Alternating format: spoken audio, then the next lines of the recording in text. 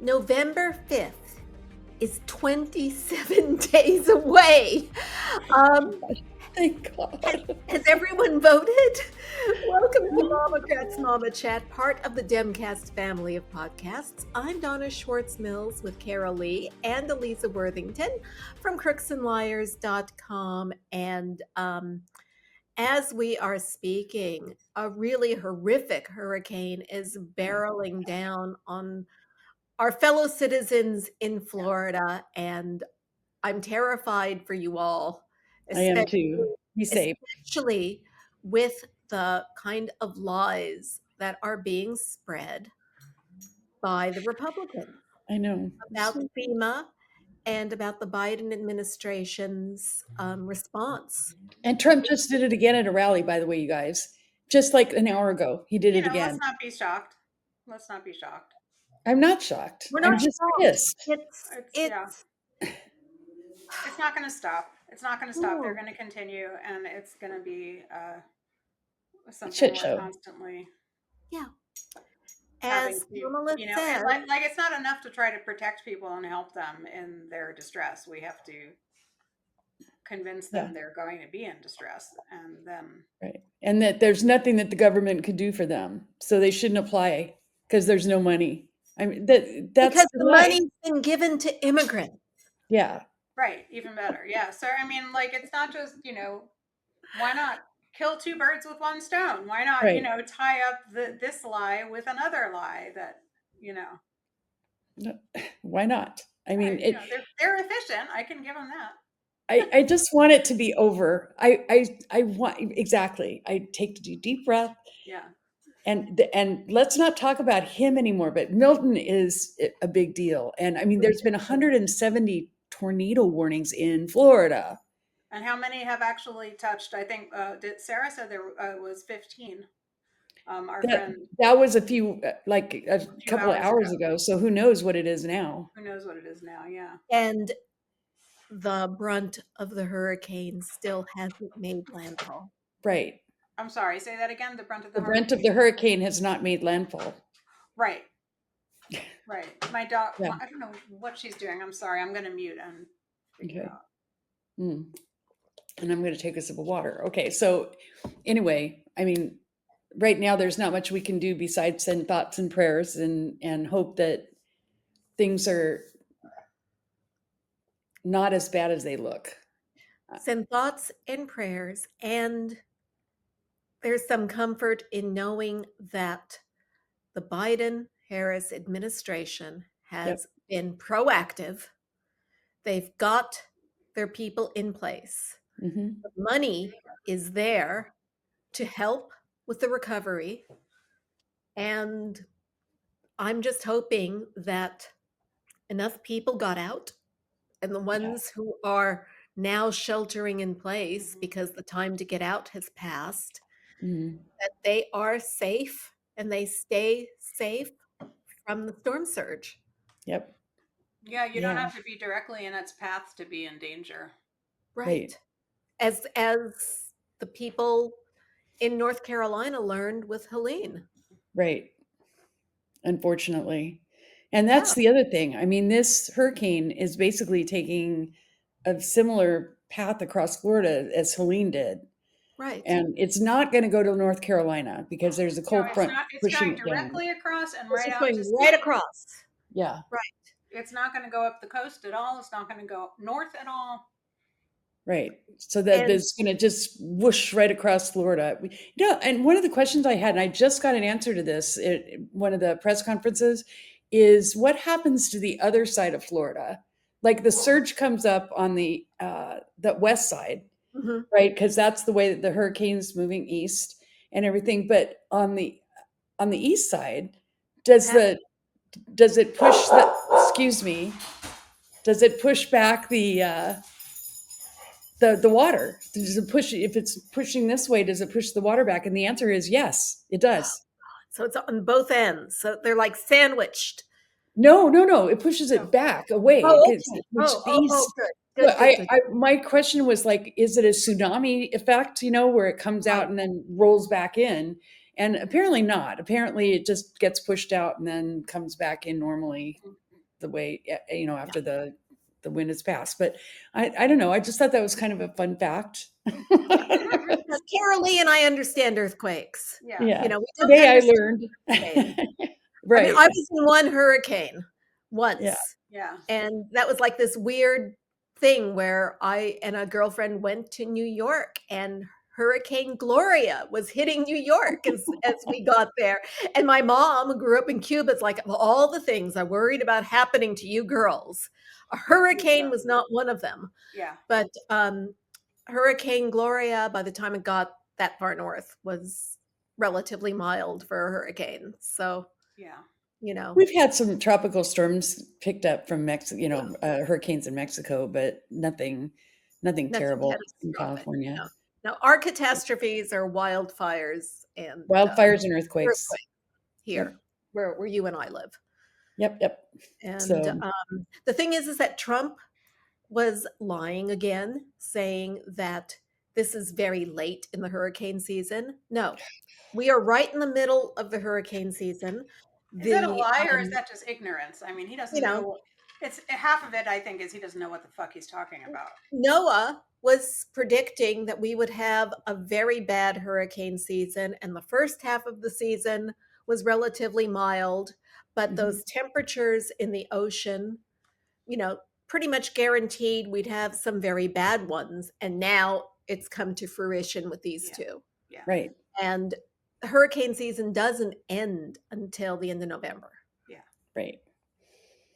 Well, and you remember Hurricane Sandy was October 31st or something, right? It was right before the 2012 election. Right. And Chris Christie got in all kinds of trouble for giving Obama a hug. That's just the kind of stupid, petty shit that they do, and it's at dumb. Least the Republican governors that were affected by Helene have been gracious in complimenting the response that the Biden administration has made. Honest in counteracting the lies. They are not playing politics with their citizens' safety. Yeah. Right. And they shouldn't be. I mean, nobody should be. It's ridiculous that any of this disaster response. Wouldn't even take Kamala Harris's phone call. So it's like. But he took Biden's. He did take Biden's. Yeah. Well, can we talk about what's at play with that? I wonder. Gee, but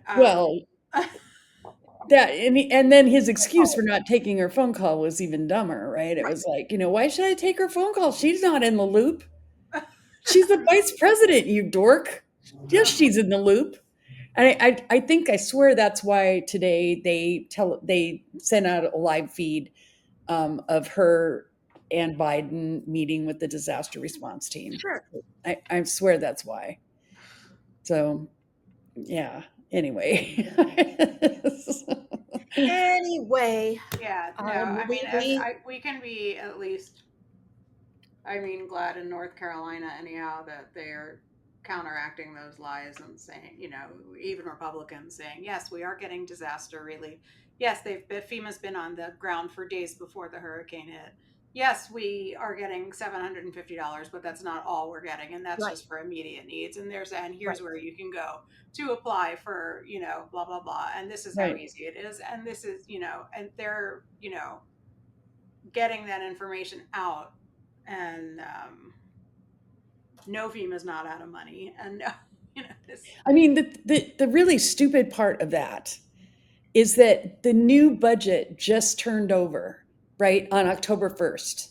Mm-hmm. Today is October 9th. No, they're not out of money. They're fully funded. Now, does that mean that they'll get to September 30th without needing a supplemental? No, probably they will. But they've got plenty of money. I sat on a call with the Coast Guard and the military guys and the FEMA guys and everything that they. How do you find out about these things? How do you just sit in on these calls, Karoli? I don't get it. I got a lot of lists. A lot of lists. That's it. I just don't get it. I get a bunch of email. She's the managing editor. She's on a lot of lists. At any rate, Sorry.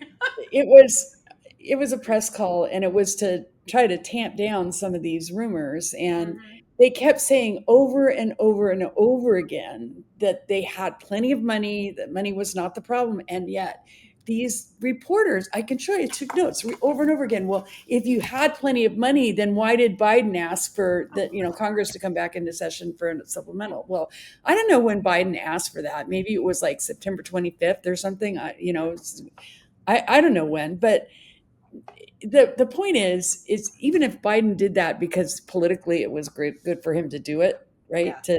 Because it forced Mike Johnson to say, no, I'm not going to do that. We can deal with it when we come back after the election, right? I don't know. But I mean, the reporters were like a dog with a bone. They had to have a gotcha. They had to have a gotcha. There you go. And that is one of the reasons why the Harris campaign, look at this segue. It's one of the reasons why the Harris campaign has been treating the press exactly the way they should. And exactly the way they had very little runway to get going on her campaign, and she has been doing everything right. She's been meeting with people, and now we're in the last 3.5 weeks, and she is blitzing, but she isn't, she's gone to the mainstream. People like 60 Minutes, but she's also hitting people, voters, where they live and trying to reach the audiences that do not get reached by 60 Minutes and The View, So went on Call Her Daddy. Yeah. And she went on Howard Stern. And I mean, she and Walz have been everywhere this week. Everywhere. The View, Stephen Colbert. Yep. And Tim Walz was on Jimmy Kimmel. Right. So, I mean, between the two of them, they kind of hit all the top line places that you go. And the interesting thing is that every one of these has been very different and yet very good. Like on Colbert, she reacted to the Bob Woodward book news that which we will be talking about too. COVID tests to Putin. And I mean to tell you, she went off. I mean, she was as she should. Righteously angry. Was that the first she'd heard it on the show, or she already? No, yesterday was when it was revealed. So yesterday was when it was released, and he asked her about it. I'm sure she heard about it before, but he asked her about it. It was the first time that, I mean, you could just tell that what she said was not at all scripted. It wasn't like somebody wrote her a set of talking points for it. It was she was righteously pissed off, and she let them know. This was the audience as the rest of us were when we read that bit of news. I mean, these aren't the little tests that we get at CVS. These were the state-of-the-art machines diagnosticians had, and there were very few of them. And we had developed this technology, and people couldn't get it. Right. Our doctors, our hospitals couldn't get these. And he sends them to Putin.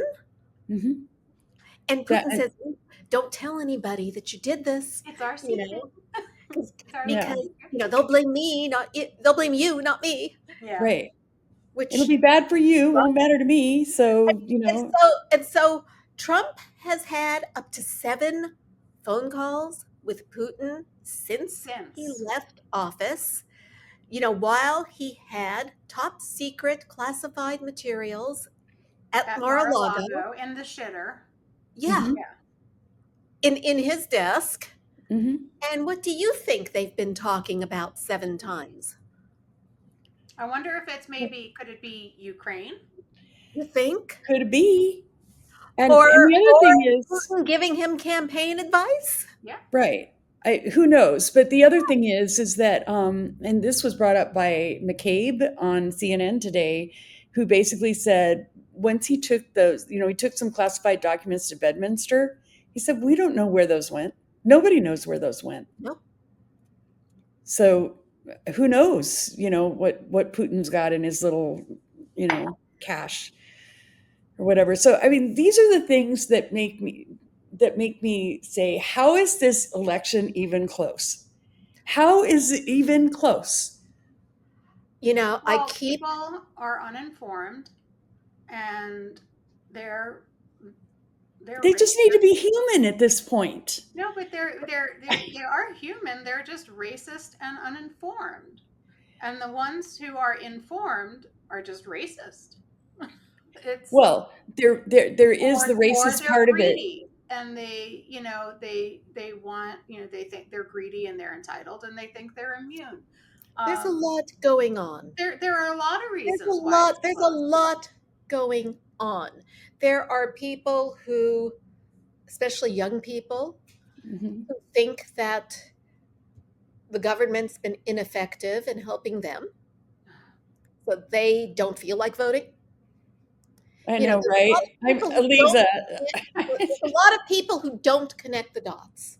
They think that the president can do everything, and they don't realize that you've got this crazy court that stops them, and you've got a process, pressures in Congress. Or maybe things aren't as close as we think they are. Well, that's what I keep hoping. I mean, as you point out, Karoli, the energy that we see on our side, it's huge, and it is absolutely huge. I don't know about you, but I've spent the last few days addressing postcards to voters in Texas, and I've got another set that I'm going to start later today to people in my own district, because we've got to get rid of our terrible Republican congressman. Yes, you do. Yeah, you do. You do indeed. So, I'm here in Michigan, so I'm in a swing state. So I see the ads, which are right now running about 2-1 for Kamala. The ones that worry me are the Mike Rogers versus Aliza Slotkin. Yeah. He's running really ugly, horrible, racist ads, and his run about 2-1 against her. And that's what I've got. That's what I've gotten in my district. Yeah. I've got the congressional, whatever the House Republican fund is. They are running ads all the time, and they are nasty. Yeah. And what they do is they're tying George Whitesides, who's the Democrat. They're tying him to George Gascon, who is a progressive district attorney who's probably going to lose because people are stupid. He may. Honestly, in my opinion, he probably should lose. But he's a progressive district attorney who it doesn't believe like in bail or which is okay in some instances. There's other things though that have basically enabled some crime that didn't have to happen. Essentially, property crime mostly. There's growing pains in trying to change something, and in the last election, we voted for him because we wanted to change with the abuses that have been endemic in there for decades. Yeah, and so now you've got this whiplash going the other way. Don't forget that they did try to recall him, and he beat the recall. Okay. Yeah.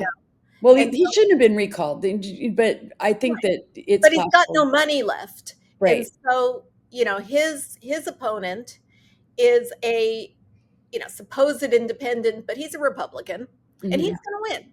So in the meantime, you've got the congressional, the Congress, whatever that committee is, running these ads 24/7. And I guess George Whitesides once gave him a donation. Oh. So they've got these ex-cops saying George Whitesides shouldn't be anywhere near a legislative office. Yeah. These tough old retired cops, and it's probably half of them are LA sheriffs belonging to gangs, Yeah.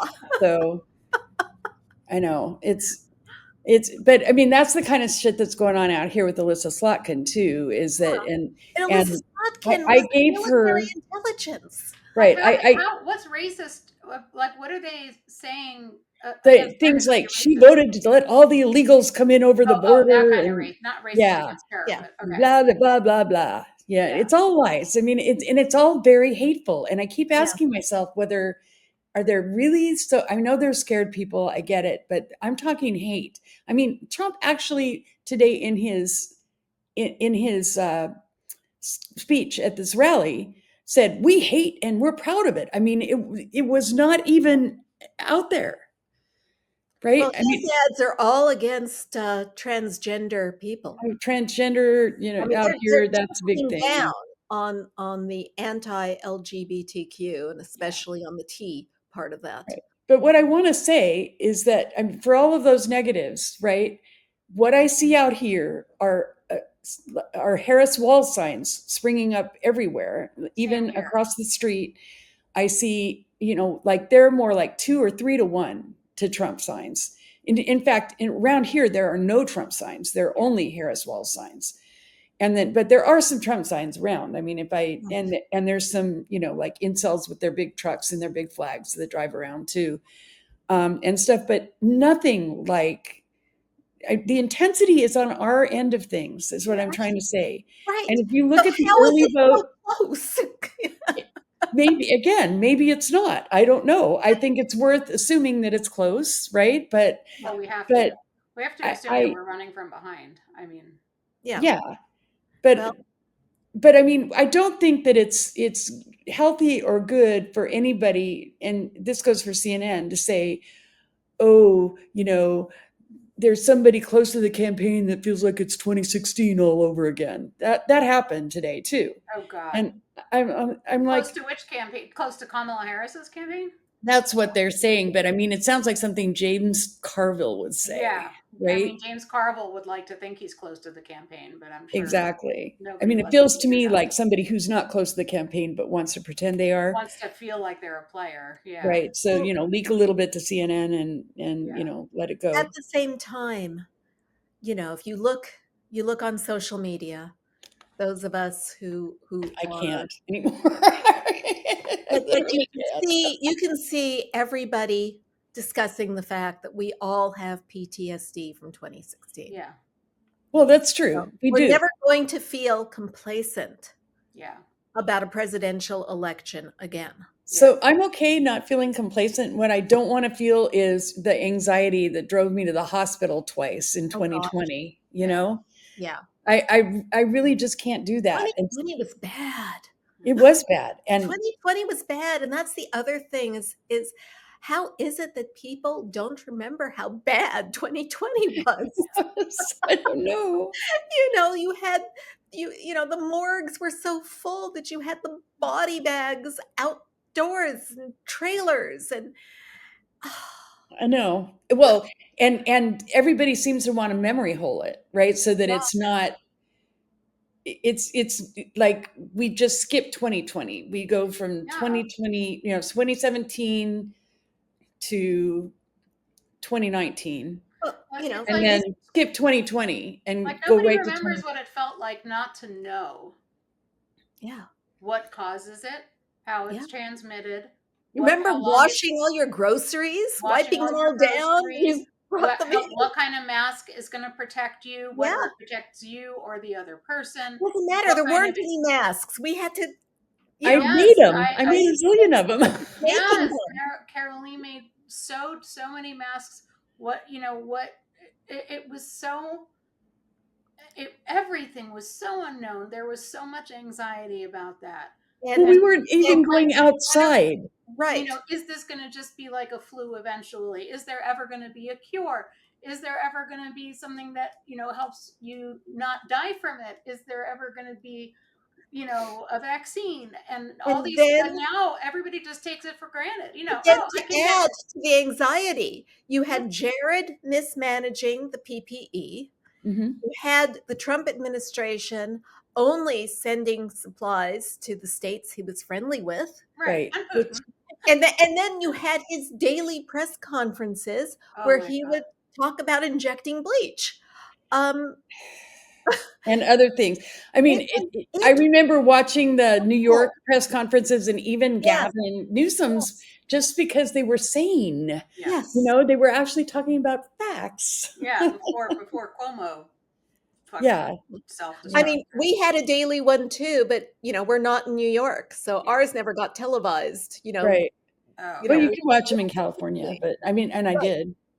Right. So, but yeah, I mean, it was a terrible, awful, horrible year, and there was very little inside of the campaign for president. There was very little joy. There was Trump, like literally killing some of his surrogates by doing rallies and having them attend, right? And there was Biden, who was doing his best to be responsible about about that, and so having car rallies, which were kind of cool, actually.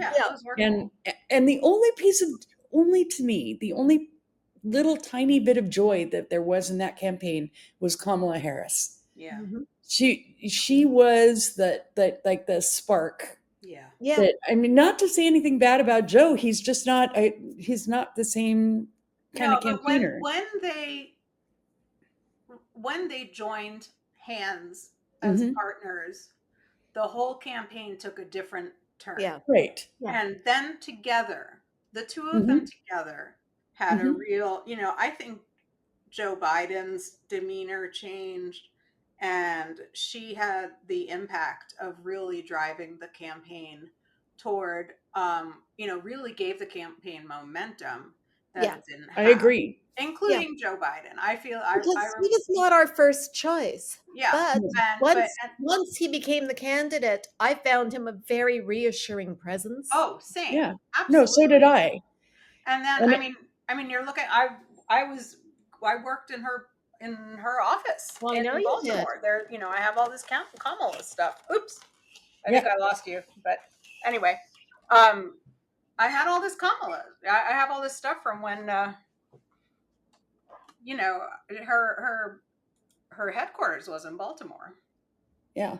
So the thing that I wanted to tie all this up in a bow with is that in this campaign, you have such a contrast. You have her, who's full of joy and smiles and laughs and like normal people, right? Yeah. She's not a hater. Yeah. She's and I love the line where she says, basically, he tries to shove people down and I want to lift people up. Yeah. I mean, there's such a people, I think, turn to the light, I guess, for lack of a better metaphor, right? And she's the light, he's dark. And he's always going to have his followers, but I do feel like there's more people that don't want to be haters. Yeah. I do. Well, yeah. And that includes Liz Cheney. Yes. Yes. Was that speech that she gave in Wisconsin amazing? It was. And I'd be the last person to praise Liz Cheney, except that she's like actually being principled and doing good. And yes, that speech was amazing. I mean, it was amazing because she was able to do what Kamala can't, which is to define Trump in terms of his criminality and his corruption and all those things. And she was able to do that. And I thought the response from the audience was great. I loved, that they were shouting, "Thank you, Liz," and, all those kind of things. So it was great. It was great. And now she's on the campaign trail as a surrogate, and she's out there. Cassidy Hutchinson and a couple of the other women who were in the right. Sarah the blonde, the press secretary that never gave a press conference. That was Stephanie Grisham. Grisham. But Sarah Longwell, no, it's not Longwell. I can't remember. She was on Longwell's work, but I know who you're thinking of. Yeah, she was a friend of Cassidy Hutchinson's, and she was in the comms area, and she was on TV like a couple of nights ago on MSNBC or something, basically talking about it. So I mean, I feel like, and they're young people, right? And there's a lot of I mean, I feel maybe I'm old, but I feel like Olivia Troy is young to me. She is. For someone to have had the kind of job that she had, she's young. Yeah. Well, stop and think about it. That there's a lot of young people that had what Cassidy Hutchinson had as her job. Oh, yeah. Yeah. Oh, yeah. She's really young. Yeah. Right. Well, because, Trump had to have, a young and beautiful piece of ass around him at all times. That's true. So that's why people who looked the men too. He liked people who looked good. Yeah. He cast them as if for television. Corey Lewandowski, yeah, like that. Like that's not. But I Corey mean, Lewandowski doesn't look good no matter what. No. She's not stupid. Cassidy Hutchinson, is not a No, she's super bright. She's very bright. So, but she was just so young, inexperienced or whatever. She was young and she was given a shit ton of responsibility. And because it wasn't just like, if you read her book, it wasn't just being Mark Meadows' assistant. She was basically a liaison between him and the campaign. She was expected to do all of her work for him, plus do whatever the campaign needed. And it was nuts and she did. Yeah. She's very bright. She's very good. She would be an asset anywhere she chooses to work. Yeah. Hard worker, but so young to have that much responsibility. Huh? Yeah. What? It's too bad she's Republican. I know, right? But she's voting for Kamala. She is voting for Kamala. And there are so many Republicans voting for Kamala. There are so many groups of, you'll see on Facebook and in these calls, Republican women for Kamala, Republican veterans for Kamala, Republican this for Kamala, Republican that for Kamala. There's a lot. And so you look at all of that, and then you look at these poll numbers, and there is such a disconnect. Well, shall we again? I think so. I've been trying to actually read some of Nate Cohn's, columns and stuff like that about this. You're and I really think that it comes to how they weight these polls, right? And it's not so much who they're polling, but how they're adjusting for that after the fact. And so I suppose this is a worst case scenario. That's how I feel about it. I feel like, okay, what you're doing then is you're creating a worst case scenario and not a best case scenario, and that's fine. But I mean, right? I mean, I just, come on, give us something. And then you look at the Senate. So today, this week, all the articles are how, we're going to lose the Senate. I have a decent feeling about Angela Alsobrooks. I think she's going to win. Well, I think John Tester is going to win too. It's going to be close, but I think he is going to win. He has to, and now I'm starting to really have good feelings about our friend Katrina. Yeah, I would feel better. I do feel good about her. I would feel better if she were a little bit closer to him in the polls than she is. I'd like her to be within the margin of error. That would make me. Well, so it might be amazingly, but I think okay. Well, these debates, though, I think she has a televised debate, and I think that might change. People might tune into that. She's done a good job of getting herself out there all over the state. Also, Brooks and Hogan have a debate. In Maryland, there's one tomorrow night. Tomorrow's Thursday, right? Yeah, tomorrow night. There's a televised debate between Hogan and also Brooks. So, but I did feel nervous enough about the Senate that I gave contributions that I haven't to people I haven't given before, and I did also include in that Colin Allred and Debbie McCarcel Powell from. How about Florida. Tammy Baldwin, because that's the latest one that I'm. What's happening? Okay, so Tammy Baldwin, this is interesting because, Marquette is one of the most respected pollsters in Wisconsin, and they usually nail it right on the head, and they've got her 7 points ahead. Oh, so what is all this talk about her? Yeah. So I don't know. I don't know. I think it's the Republicans' focus on LGBTQ. That may be. I mean, it's her internal polling that is concerning, I guess, and that's. And yes, they're hitting hard on LGBTQ, but I don't know.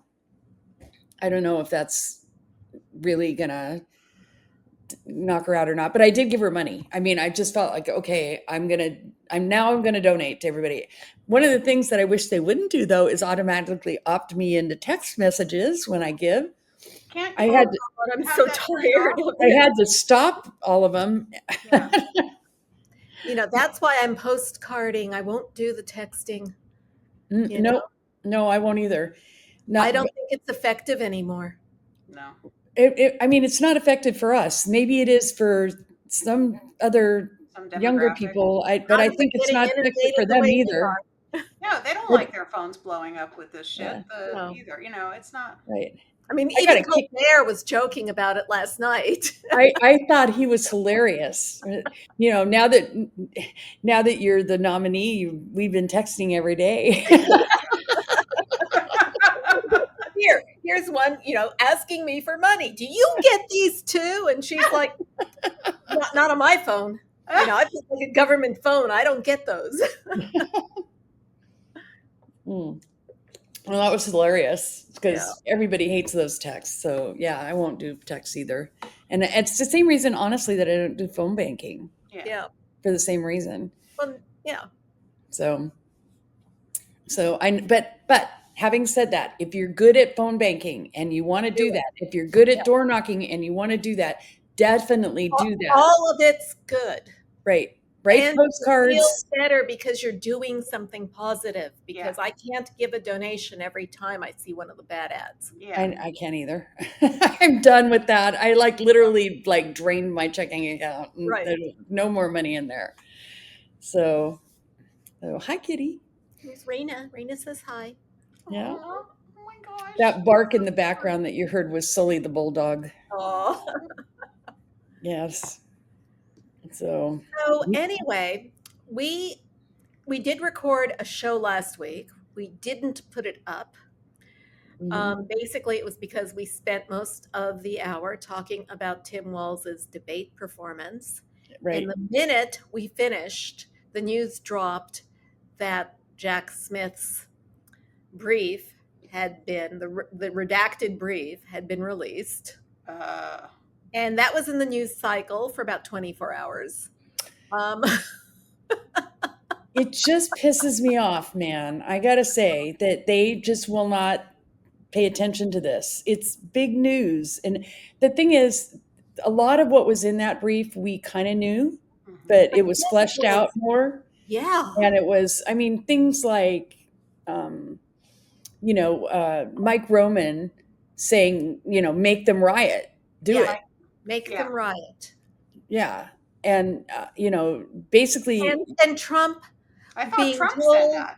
No. It was Mike Roman who said that. But there was the other instance where Trump is watching January 6th on TV. Yeah. Right. And he's told that Mike Pence's life is in danger. And Trump says, he said, so what? So what? So what? Right. And what you get out of this, and I still haven't read all of it. I've read probably, 3/4 of it. Mm-hmm. But what you get out of this is that, first of all, none of this is going to be considered to be immunity stuff. This is all, and because what Jack Smith did such a great job of was to define what official acts are, or what elected, how did he put it? Basically candidate Trump versus President Trump. So he did a great job of bifurcating that and showing that these were all acts that candidate Trump. And he did things like by proving he was using private counsel. He was not using White House counsel. He was, using outside, the campaign and stuff. So he did such a good job of making that distinction that there's no way in my mind that, I suppose that John Roberts could come up with something, but if you're intellectually honest about it, there's no way that there's any of this that's immune. None of it. Right.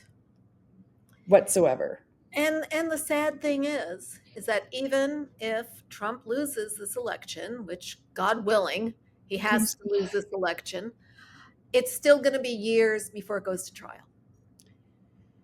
Because they'll have appeals and so on and so forth. But my fondest hope is that Trump will be vanquished.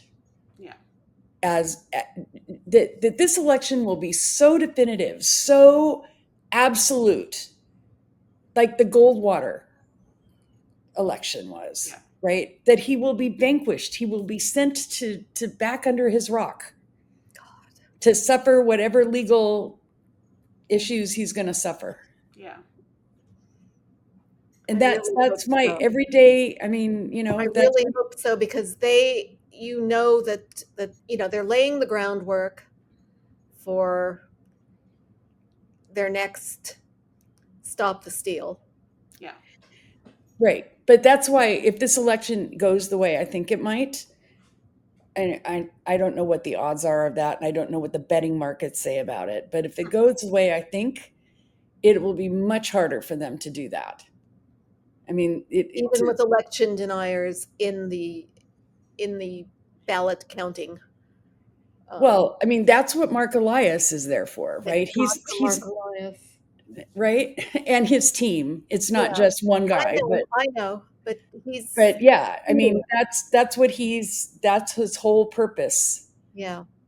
For doing these things. So, yes, they will probably attempt that. But again, if things go the way I think they're going to go, if I feel like, I mean, my sense is that there's more people on the side of right than wrong right now. It's not going to go anywhere, and even Trump has admitted that they closed the loophole that he would have used to steal the election. Which loophole? Congress did that. Yeah, Congress did pass a bill that made it harder. Whatever act it was, the one from 1890, whatever it was, 1876. Yeah. That made it harder for what? Yeah, that they closed the loophole so that they could still debate, everything, the 2-hour debate, blah, blah, blah. But you can't, there's no room now for the Vice President of the United States, who, by the way, is Kamala Harris and not Mike Pence. Right. She's not going to, She's not going to, no, of course not. She's not going to stop the count and have it go in Trump's favor. And also, the other thing I'd like to say is if we win the House, it won't be Mike Johnson in charge of the House either. Right. Right. Because the House will be sworn in before January 6th. Right. And they will have chosen Speaker Hakeem Jeffries. Exactly. And we'll finally have a House of Representatives that will be effective. Actually get shit done again. Right. So, I mean, I think there's a lot of room for optimism. Yeah. Cautious optimism, but optimism. I don't think we need to go to bed and worry ourselves to death over this. Oh, I'm going to still worry myself to death.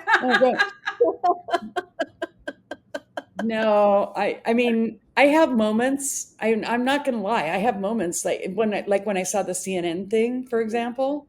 That was definitely one of those moments. Yeah. Where I was like, what do you mean they think it's 2016 again? And then I sort of had to go and sit myself down and be logical. And I'm trying not to be live in a vacuum. I look at all the different things. I mean, I know that I have progressive friends that worry that she's courting Republicans too hard and not feeding any red meat to the base right now. And they worry about that. And yesterday, when she made her announcement about Medicare at home, I mean, that's totally courting progressives and it's courting women in the sandwich generation. Yeah. Right. I was going to say that's that would be a game changer. That would be just an absolutely revolutionary thing to do for our society. That would. I mean, as somebody who deals with having to arrange caregiving for an aging parent, I don't do it. You're the first person I thought of when I saw the announcement yesterday. Yeah. I mean, it would be huge. Actively in that. My sister was in it for years, taking care of my dad before he passed away. And, it's so stressful and so difficult. And if you've got, school-age children on top of that, to have any kind of help. I mean, when you think about it, it is really kind of crazy that Medicare does not cover this. And Well, as someone who is aging myself, the idea that, we could get at-home help instead of, my daughter sticking me in a home. Yeah. right. Well, yeah. I mean, and not deplete your assets and your resources to do it. I mean, this was I had a big argument with somebody yesterday who was involved in their job was the Medicaid administration, which now there is, but you have to deplete your assets You have first. to be You can completely own a house, but you can only have like disposable assets and income that's under a certain level. Yeah. And everything. So for me, that didn't work because my parents worked all their lives and they had built up assets and had a house. So there was nothing for me. And, so my argument, they're saying, well, we already have this. And I'm like, no, we really don't have this unless it's like, it's kind of like where we were with healthcare. If you had employment before the ACA, if you had employment or you were really poor, you got health care. But if you were in between, if you were middle class and you weren't employed, you didn't get anything. Right.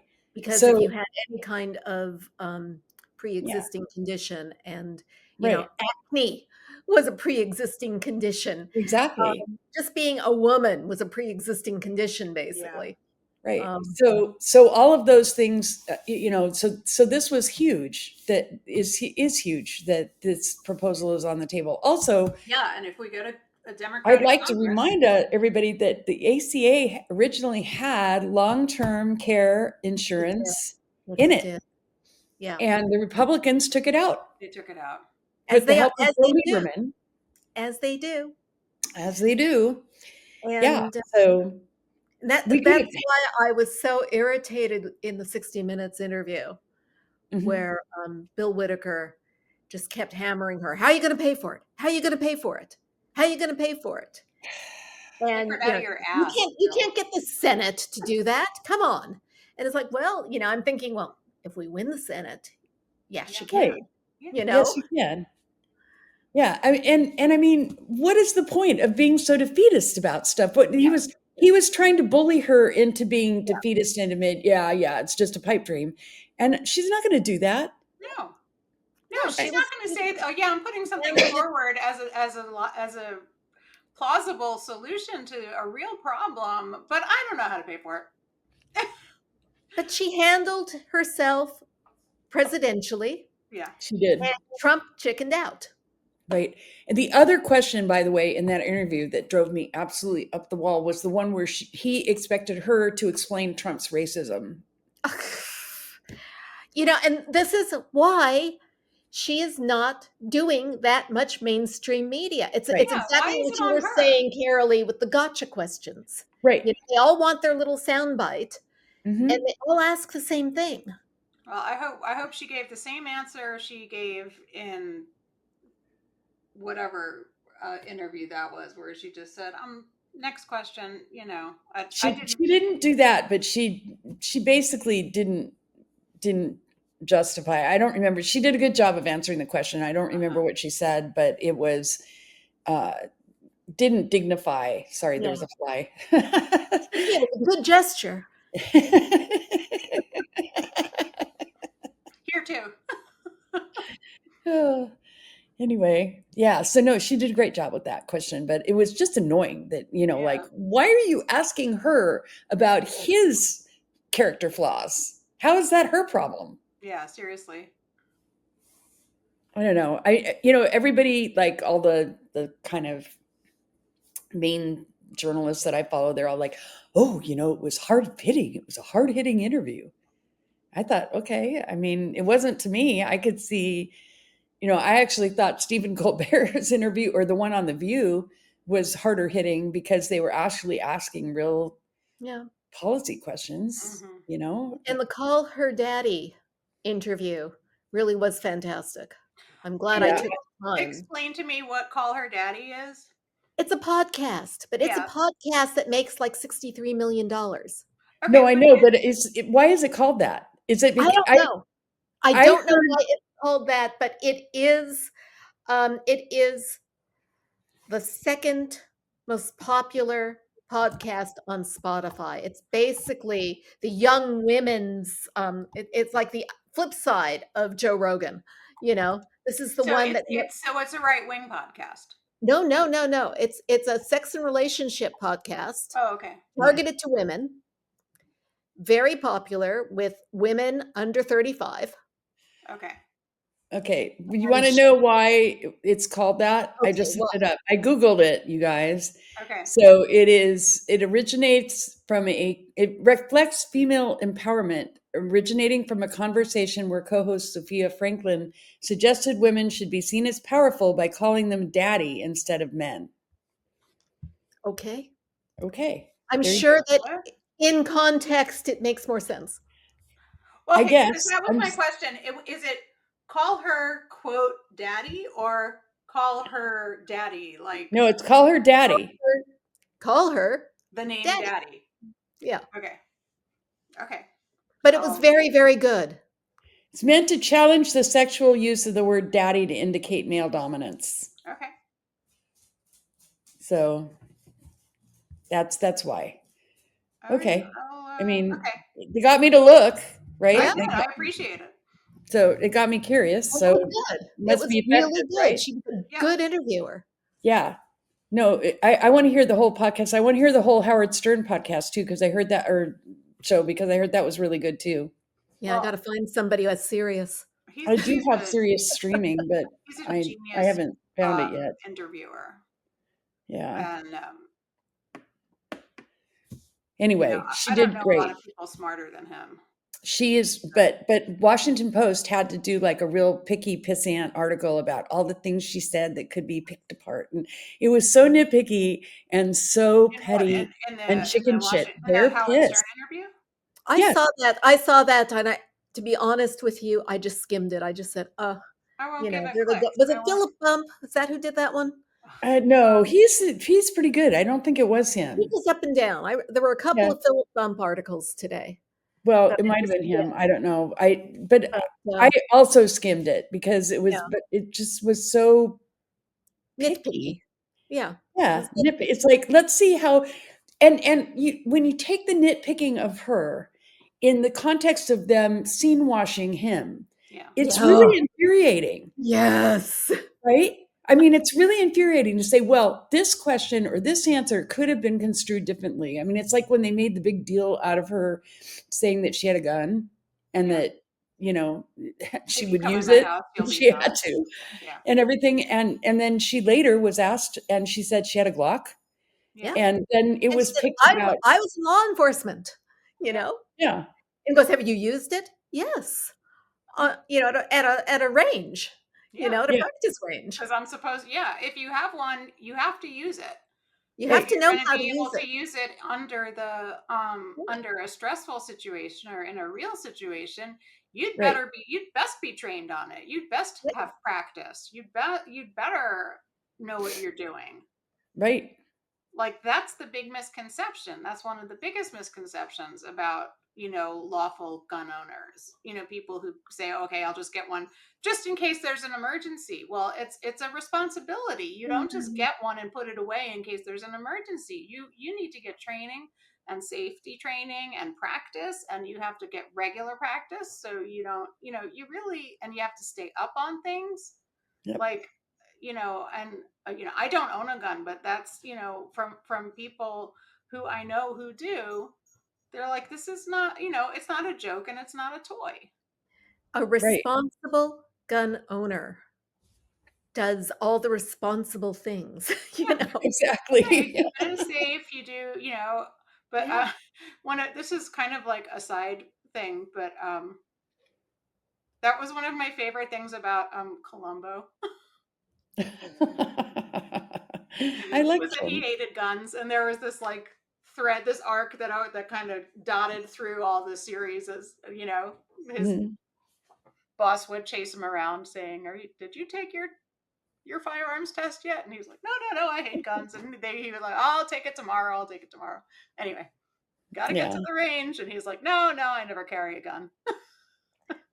Damn liberal TV writers. I know, right?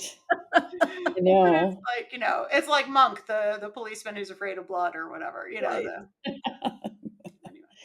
I know. So anyway, you guys, So early voting has started in many vicinities. We received our mail-in ballots on Saturday. Gareth and I finished them, dropped them into the box on Sunday. Yay! It's already been counted, and it was received and counted. And the great thing about doing that is that the campaigns get up to date. They get lists of who still hasn't voted. And if you're not on that list, they won't waste resources knocking on your door. You're still going to get the fundraising texts. Right. I don't know how to stop those. Excuse me for a second. I'll be right back. All right. We only have about 5 minutes left. Well, regarding the voting, though, there is a great website that I want to put on our Facebook page that has. It's a very streamlined and easy to read and understand and find a list of who's running for all the down ballot races in your state and what they stand, whether it's judge, school board, put it up there, because that is the hardest. It is the hardest, every year I try to find out, well, if I don't understand why this judge, I don't know if this judge is a Democrat or Republican, or I don't know if he's a Democrat who is trustworthy or somebody who makes decisions I would agree with, or how am I supposed to know if I want to vote for this judge? But if it's not one of the most, if not the most critically important thing that impacts how the people in my community. I know, it's judges are the ones that have no idea. So there's this really great website, and they come out every year. Oh, yay! They come out every year with this phenomenal tool, and I will put it up on our website. That would be great. I'll put it up on our Facebook page, and I hope everybody takes a look at it for their state. Because I looked at a local thing. LAist does a wonderful voters guide every year, and it was really helpful. Yeah. But for the judges, I still only had what the County Bar Association, how they were rated. And then fortunately now all the judicial candidates have their own websites. So I could go to their websites and see who's endorsing them. Yeah. And that was a good guide. Yeah. And, the other thing are the propositions, which are written so badly, and we've got some weird ones in California this year. Intentionally so. They want you to be confused. And it's rule of thumb: if Howard Jarvis or the California Apartment Association wants something, I vote against whatever every time. Every time. Mr. Prop 13. Your average voter who's not necessarily up on things, they might not know this. As clued in as much attention as we pay to this. It still took me an hour to fill out my ballot. Yeah, it'll but it's like that's an hour that's one of the best hours you've ever spent, right? Oh, I felt good. I felt good getting it done. I feel like that's an hour we all need to spend. So now that people are getting their ballots in the mail and stuff, it's really worth. I'm looking for it. I know I put it in Slack, Karoli, for the Crooks and Liars. So, but I know where else I can find it too. Okay. Well, we will get that up for people to look at. And guys, that's our hour is over. Wow. We did not get to I guess that we went fast because we haven't been together for a while. So it's been a while. That is our show for this week. Join us next time on YouTube, MOMocrats.buzzsprout.com, or on your favorite podcast service such as iTunes, Google, and Amazon Music. And be sure to check our Facebook page for updates. I'm Donna Schwartz Mills with Karoli and Aliza, and we're saying goodbye for the MOMocrats. Bye, everybody. Bye-bye. MOMocrats MOMochat is part of the Demcast family of podcasts.